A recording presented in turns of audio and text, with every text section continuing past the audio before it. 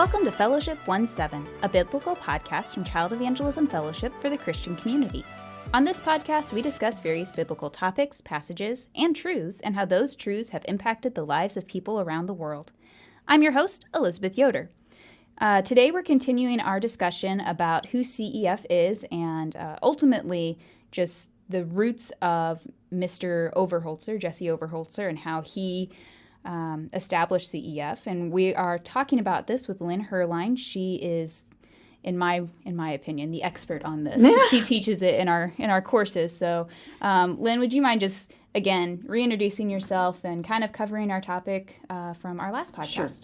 So, I am Lynne Herlein. I have served here at headquarters as Associate Director of Education, and I also serve as the CMI Director. Mm-hmm. I've been here for about 18 years, but I've been in CEF ministry full-time for 41, and then basically my whole life because my grandma was my Good News Club teacher, and I moved up through all the programs until I got to do what I love, and that's doing teacher training. And she does an amazing job. Thank you. The last time we were together, we talked about Mr. O's early life and the beginning of kids being led to the Lord and wondering what the impact was. And so during those years from 1922 and then until CEF was founded in 37, he had a burden that there would be training, Bible training for adults to teach the children. And so he went through a health crisis where he couldn't preach for 6 months. Well, actually, it was a year. After 6 months, he decided he couldn't do that anymore. And so he began to hold trainings. And in those trainings, he was talking about children being able to come to the Lord. And he mentioned the experiment that he did with the two sisters. And afterwards, a young lady came up to him and said, I was those two sisters' next door neighbor, and you led me to the Lord too, and you told us not to tell anybody, but we told each other. And she said, we played church and Sunday school all the time, and those were some of the happiest days of my life. I love that. I love seeing the impact that, God uses these people and just pours into the lives of these kids, and they hold on to it. And getting to see that testimony and how far God has brought them in their life in real time for Mr. O. Right. Had to have been such an amazing experience. Yeah, and to know that, he must not have had contact with those kids too much after that. But here she was at the University of California in Berkeley in this Bible study years later, and to see that she still was walking with the Lord. Yeah. That was, so amazing. So he knew that God used that time and how important it was for children to be reached. But as he was looking at all of this, he didn't want what he was doing to reach the children to hinder Sunday schools. Right. He knew how important Sunday school is and that you're going to have that systematic teaching with a body of believers, and desired that. But he found that only two-thirds of the children were not attending church.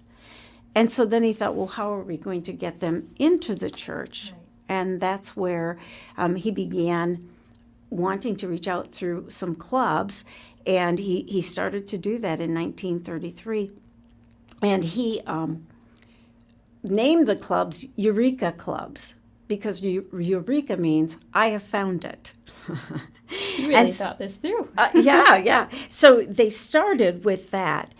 During some of that same time, one of the people that he had trained, a volunteer, was walking by a bookstore that was owned by H.A. Ironside, who we know wrote commentaries later and also was a pastor at Moody Church and such. But as they walked past this bookstore, they saw this colorful little book, and it just had 3 colors. I think it had black, red, and white initially. And it was being used to share the gospel. And so Mr. O took that book, and he went to Chicago in the summer, and over a 5-week period, he led 5,000 children to the Lord. Which is insane to me. I mean, that's an incredible number. Yes. Yeah. I mean, because how many kids did he talk to besides that? you know, but his passion for the lost children was so great. And of course, it was in a day and age where kids were out playing and all of those kinds of things. But God did an amazing thing because he saw it was really real. You know, initially he had led 21 kids to the Lord within a short amount of time. But now having this small tool that we still use today, to use it to win the children then was amazing. Yeah, I mean, his whole story with that is just incredible. So we kind of have the background of him and how he did see the need for children to be reached with the gospel, kind of how God solidified that call in his life through reaching all of these kids, this radical number in such a short amount of time. And then he went on to see the need in training teachers. Yes, he did. And that has been his heart from the beginning. You know, he realized that if we were going to reach a multitude of children, it would take an army of evangelists, is the way that he said it. And so he began to have training classes once a week. And he wrote his own books on doctrine. He had 30 of them that he had published and that he used to do the training so that people would be sure to teach correct doctrine to children. However, in the midst of all of that, he realized that some of the things he had written weren't quite accurate to Scripture, and it was more along the denominational lines.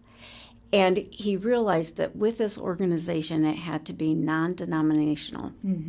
Or interdenominational. And as he did that, he went back to the Scriptures, and it was partly because of the people he was meeting. And he was talking to them about the needs of the children. And so, like, one of the people he talked with was a man named Paul Rood, who was the president of the World Christian Fundamentals Association. He met with Harry Solner, who was part of Pacific Garden Mission, which is for alcoholics and all those kinds of and sharing the gospel with them with addictions. And then D.L. Foster, who was at Moody Bible Institute, and Dr. Thiessen, who was at Wheaton College. So these were like learned people that as he was working with them, realized he needed to get all the denominational teaching out of there and go interdenominational. So he burned all of his books and he started over. Which is I love history, and from that perspective, I'm like, oh, what? Yes. But it kind of solidifies even his, realization that, oh, you're right.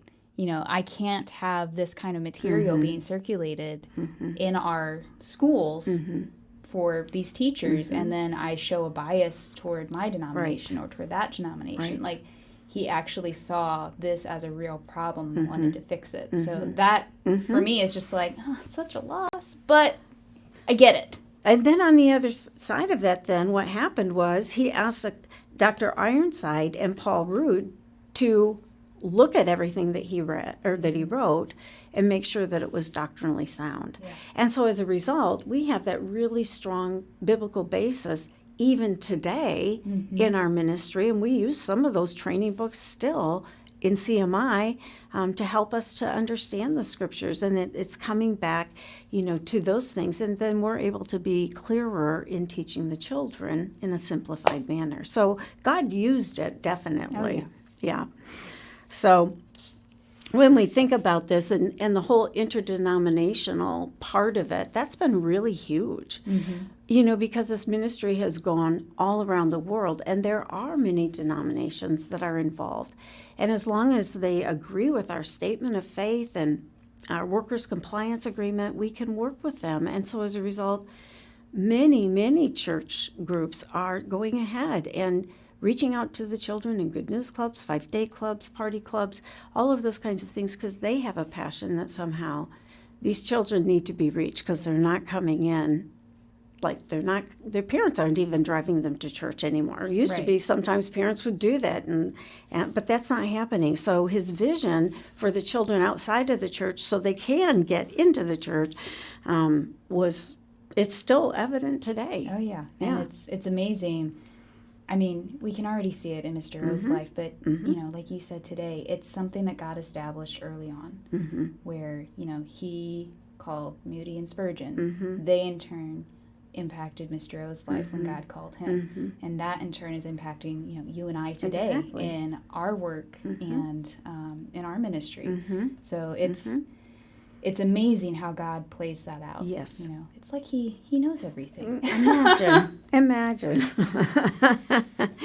Yeah, and I think one of the things that I love about what he did and his passion for training, I will tell you, when I was an institute student, I just wanted to teach children. I didn't want to train adults.